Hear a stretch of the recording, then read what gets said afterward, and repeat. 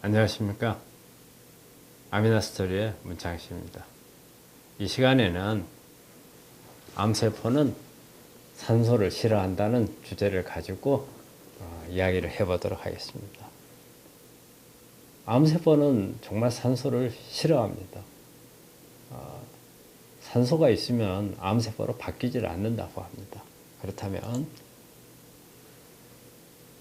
이 암세포가 왜 산소를 싫어하는지에 대해서 좀 설명을 드리도록 하겠습니다. 우리 몸의 세포에는 우리 사람의 우리가 움직이고 또 공부를 하고 뇌를 쓰고 어떤 사고를 하는데 이 모든 행동 하나하나에 에너지가 필요합니다. 이 에너지를 만드는 게 우리 세포에서 만드는데 우리 세포에는 이런 에너지를 만드는 엔진을 두 개를 가지고 있습니다. 하나는 미토콘드리아에서 산소를 이용해서 에너지를 만드는 과정이 있고 또 하나는 미토콘드리아 밖에 즉 세포질이라는 부분에서 에너지를 만드는데 이때는 발효를 합니다. 근데 우리 미토콘드리아에서는 에너지를 많이 만들고 세포질에서는 에너지를 많이 만들지를 못합니다. 효율성이 좀 떨어집니다. 미토콘드리아에는 아주 효율성이 높습니다. 그런데 암세포가 되면은 이 미토콘드리아에서 만드는 즉 산소를 이용한 에너지를 만드는 과정이 많이 소실이 되거나 없어져 버립니다. 그리고 세포질에서 발효를 통해서 에너지를 만듭니다. 즉 우리가 포도당을 줬을 때 이 세포질에서 만드는 에너지는 우리가 정상 세포가 만드는 에너지의 18분의 1밖에 만들지를 못합니다. 그러니까는 똑같은 양을 주더라도 에너지를 18분의 1밖에 만들지를 못하기 때문에 그만큼 연료가 많이 있어야 됩니다. 그래서 연료를 많이 소모해서 밖에서 우리가 먹는 음식만 가지고 전부 안 되니까 체중이 빠집니다. 우리 몸 안에 있는 지방을 끌어다가 에너지를 써야 되고 그래서 암에 걸린 환자들을 보면은 살이 쭉 빠집니다. 그래서 우리가 보통 사람들이 체중이 많이 빠지면 너 혹시 암에 걸렸는가 검사 받아봐라. 이 말을 하는 이유가 바로 이겁니다. 즉 암은 소모성 질환입니다. 그만큼 우리 몸에 에너지를 많이 에너지 생산이 부족하기 때문에 우리 몸에 에너지를 만들 수 있는 그런 음식이나 우리 몸 안에 있는 지방 세포들을 소모를 많이 시켜버리는 겁니다.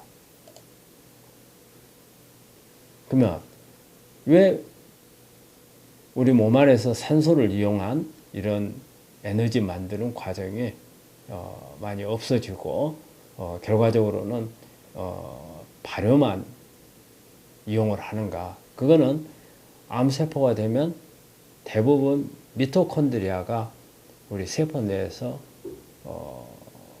소실이 되어버립니다. 우리가 암세포를 현미경으로 보게 되면 미토콘드리아가 잘 보이질 않습니다. 그 미토콘드리아, 즉 미토콘드리아는 우리 몸에서 발전소입니다. 발전소.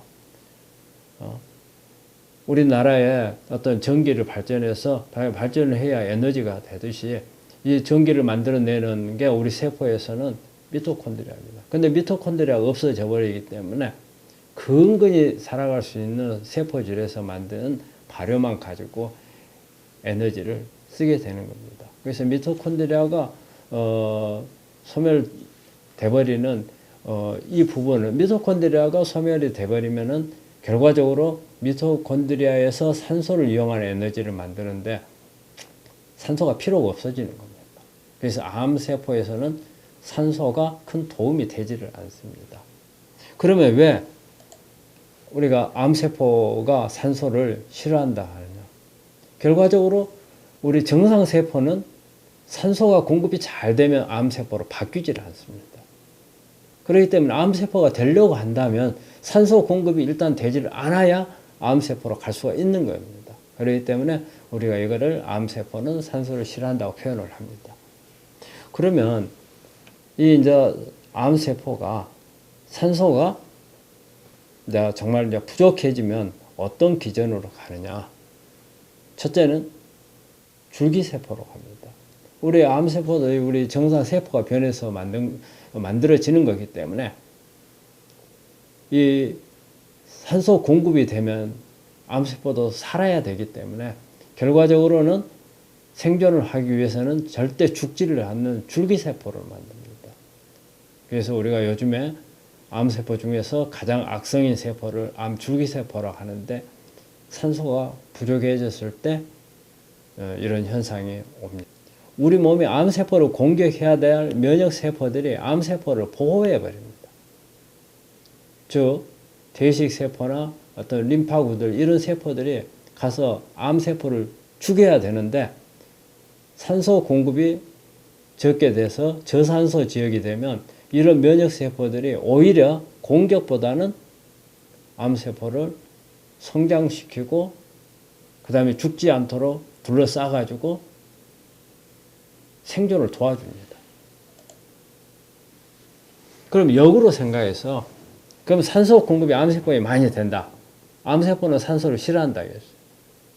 산소 공급이 많이 되면 정상세포가 암세포로 바뀌는 것을 막아줍니다. 즉 산소 공급이 암을 악화를 막아주고 줄기세포가 되는 것도 막아주고 면역세포가 암세포를 더 잡을 수 있도록 도와주는 기능을 합니다. 이 세포에 산소 공급을 늘리는 게 우리가 암 환자들이 필요해야 될 부분 중에 하나고 그러려면 이런 부분들은 어떤 방법으로 해야 되겠는가? 우리가 보통 우리 환자분들한테 유산소 운동을 많이 하라고 합니다. 유산소 운동이라는 것은 말 그대로 산소를 이용한 운동이 되겠습니다. 즉 미토콘드리아의 기능을 강화를 시키는 거죠. 그래서 정상세포가 암세포로 바뀌는 것을 차단을 해야 되고요. 또 우리 세포에 산소 공급을 하려면 우리가 바깥에서 이게 들이마신 산소가 코를 통해서 그 다음에 기관지를 통해서 그 다음에 혈관을 통해서 그 다음에 세포까지 가야 되는데 중간에 어떤 차단될 수 있는 어떤 질환이나 그런 환경이 있다면 이런 부분들을 개선을 해줘야 세포까지 활발하게 산소가 갈 수 있습니다.